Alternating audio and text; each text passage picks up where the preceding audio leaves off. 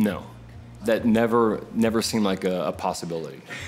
Maybe in the Flaming Lips in the last 5 or 10 years, but besides that, no, never. It just seemed like that's a special thing that, even when that movie Buffalo 66 came out, it's got Heart of the Sunrise in it, and that bumped it up to, seeming to be a little bit cooler of a piece of music. But it just never occurred to me that we or I could ever do that and it'd be anything, but just in the last few years,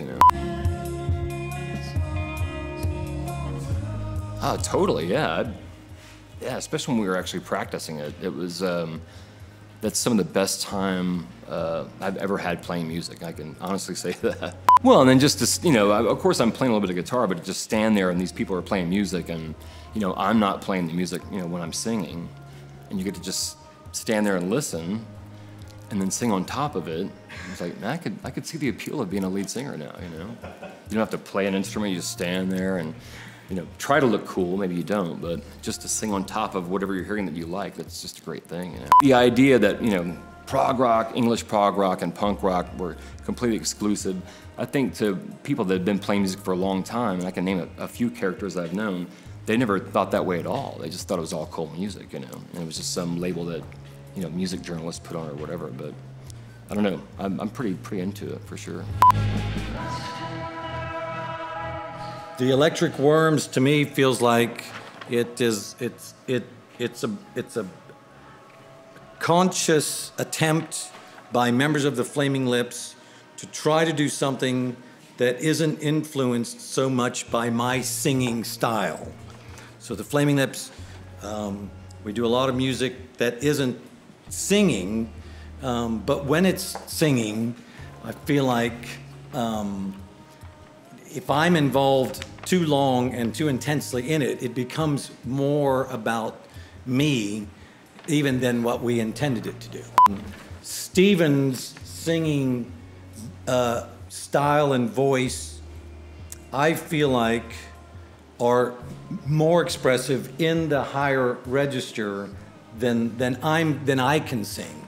And so it would be difficult sometimes for us to arrive at songs that Stephen would sing at, because a lot of times he can sing in a register that I can't sing at, when we rarely would be aware that we are going to write a song that I can't sing.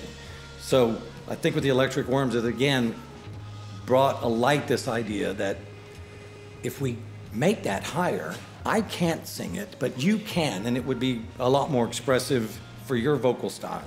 So I think that was something that previous to Electric Würms, we would not have been so aware of that. I don't know if we've succeeded. I think in the end we've made music that we like, and it would be, we wouldn't be the ones that would be aware of whether we've gone somewhere that the Flaming Lips wouldn't go, or we're really just the Flaming Lips and we call it Electric Würms because we're scared.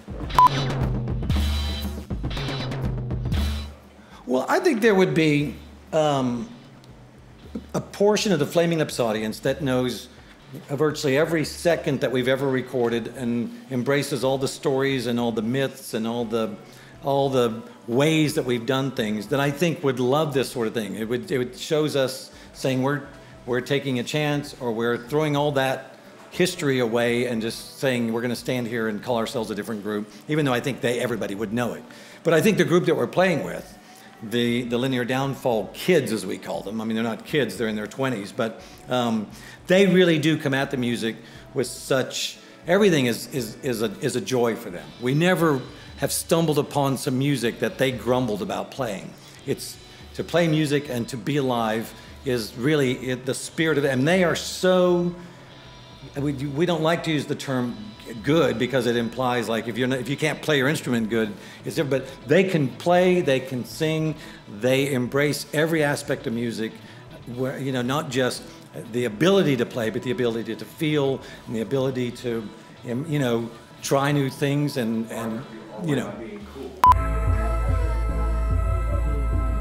making music and writing music and recording music and creating music it's not that closely associated with listening to music and knowing all the players and how, it's like we're doing stuff a lot of times we don't, it's like I don't really know what's all out there, you know. I don't know, you know. People might say, well, you must listen to them, and that's like, I don't really listen to them. And sometimes we're influenced by people and we sound like them. Other time we're influenced by them, and I would say we don't sound anything like them, but their influence is still within us, you know.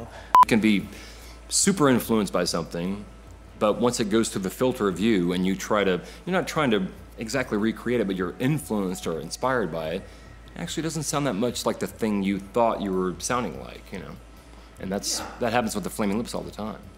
But even with the Worms, you know, we never actually had we never consciously said, hey, let's try to do a Can song. You know, we never did that, you know, or we did cover Heart of the Sunrise, but even that was taken from 3/4 to 4/4, so even that ends up being, doesn't sound that much like Yes. You know, if you're not able to play something like Yes' Heart of the Sunrise, you wouldn't ever think that to do it. So you have to kind of be able to play it. And then it's a long process of recording.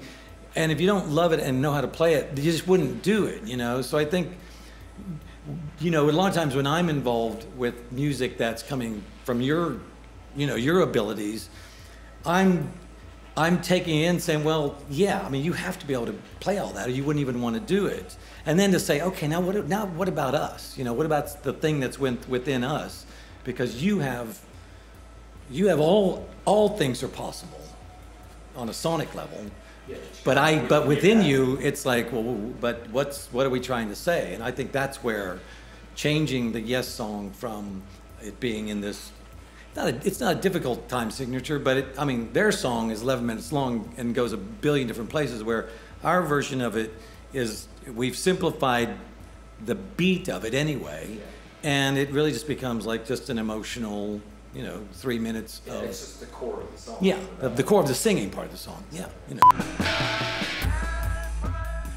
When we were recording, we only had one night to record with Kesha when we were in Nashville in 2011, sometime at the end of 2011, and we went to a bar with her in Nashville after we got done recording, and they were playing, and when I went in, they had been playing for a little while, and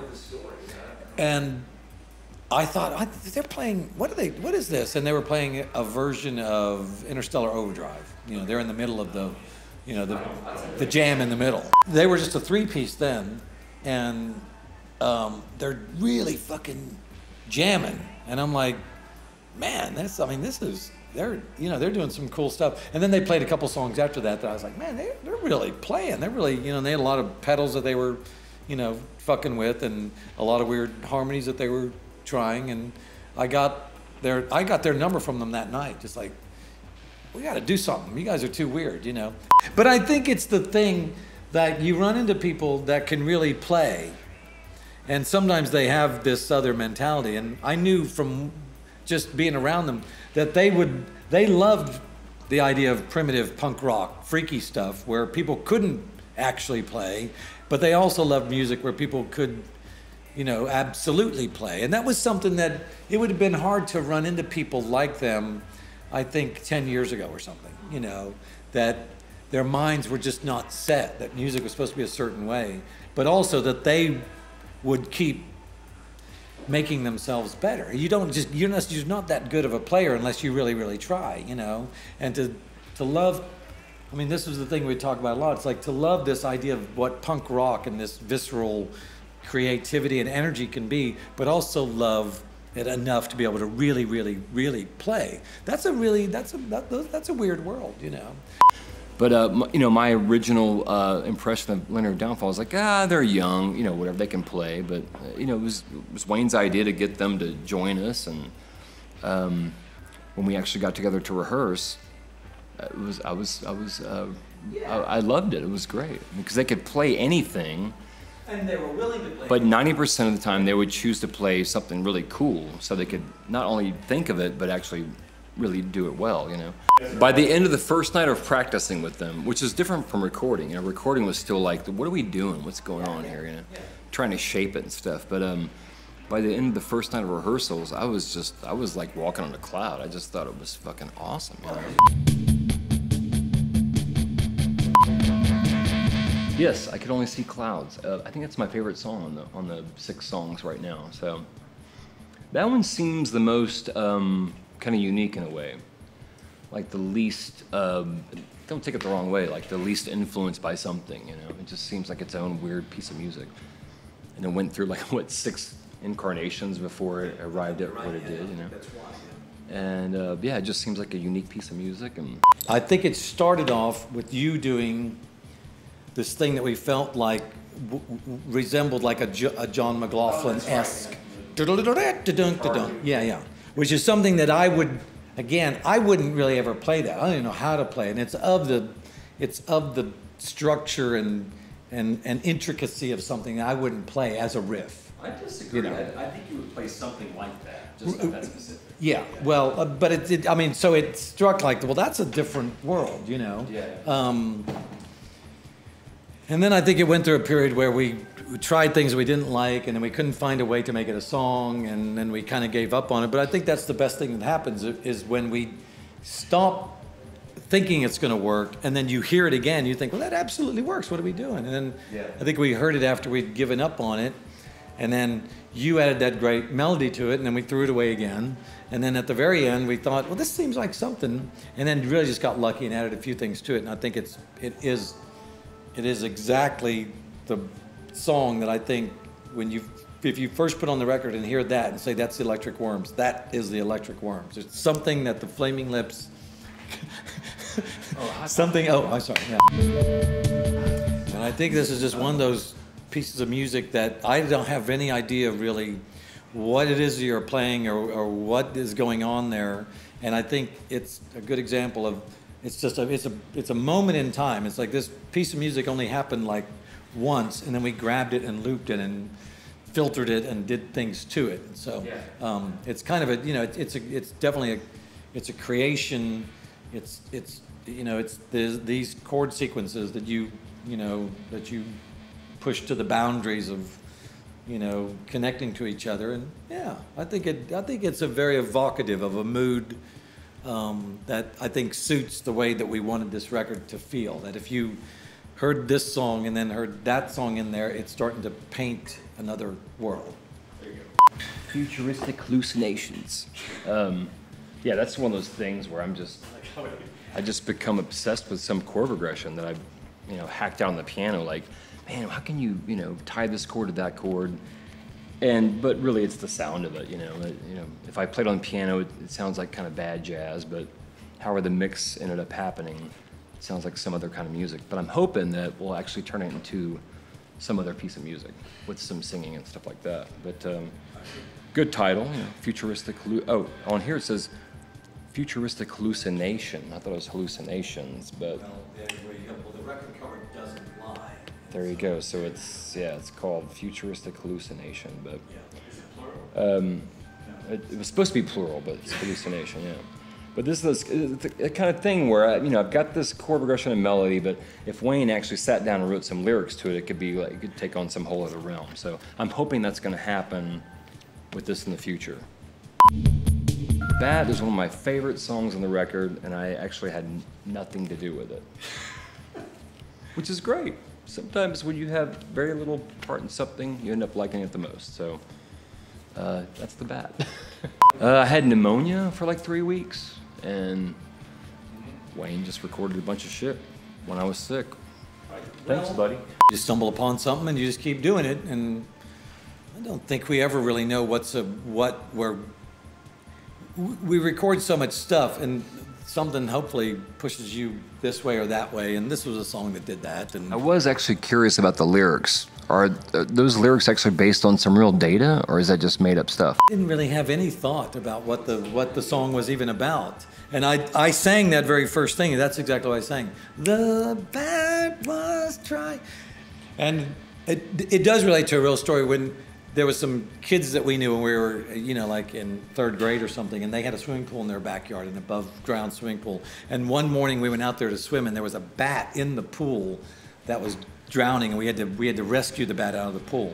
Okay. But other than that, and I remember we tried to get him out, and he would bite us as we tried to rescue him, and I think once I said that, once I said that, I thought, well, I'll just see if I can turn that into a song. But it's not really based on any kind of logic. It's just get him out of the water. He's still trying to fight. Yeah, and it just sort of seems like he's dying, but he doesn't understand we're trying to save him. We just seem like nothing is trying to kill him or something. And I think there's something in that intuitive way that you are, that you do in your art and your music when you're at your peak. You're kind of, everything is about, it's all intuitive. And so the Bat's way of thinking, the things he's doing is actually, it's to his detriment.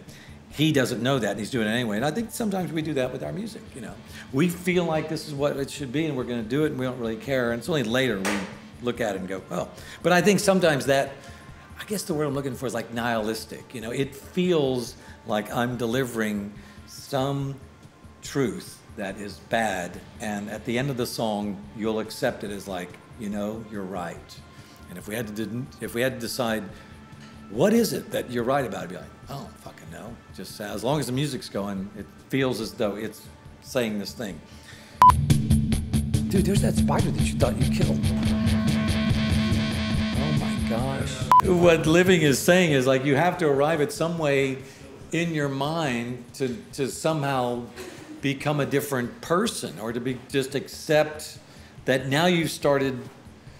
I think the lyrics, I don't know if they're exactly what we read or whatever, but it's, living as if you were, live as if you were living already for the second time, and that the things you did the first time, you know that they were wrong, and you'll act differently this time, and just as a way of saying start again. Yeah, it's fucking fun as shit. That's, I would say you're a direct influence on the creation of that song, because I think you probably play that for Wayne, the Miles Davis track. Probably so. Back in like 99, 2000. Yeah, probably heard it and was like, man. It's a Savad Live excerpt from Live Evil or something. Ooh, ooh, ooh, ooh, ooh, ooh, ooh. That song. And we thought it was some kind of guitar thing, but it's actually that percussion guy doing that, so.